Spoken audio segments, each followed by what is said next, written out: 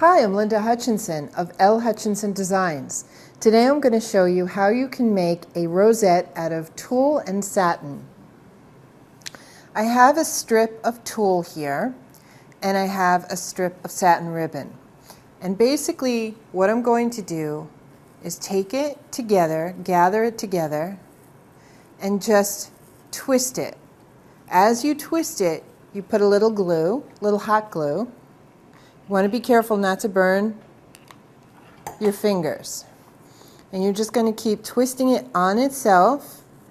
You can use any colors that you want. If you have a party that you want to coordinate a certain color combination, or perhaps you want to make this to embellish a certain outfit, you can use any color of tulle and satin ribbon. You can make them match each other, or you can make them contrast each other. Just keep twisting and gluing. And each time you glue it, you just need to hold it in place for a moment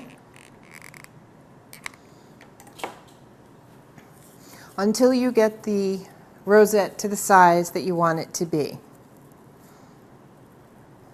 So you want to go slowly, but you'll see that you start to get a really nice rosette effect as you go along. You see the satin, and at some points you see it peeking through the tulle. Sometimes you just see the tulle by itself. It gives a nice variegated effect, kind of like a real flower. Once you've gotten the rosette to the size that you want it to be, trim off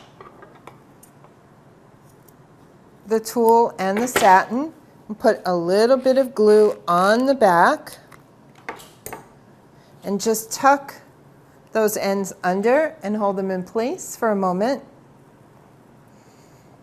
And there you have a lovely little rosette made of satin and tulle.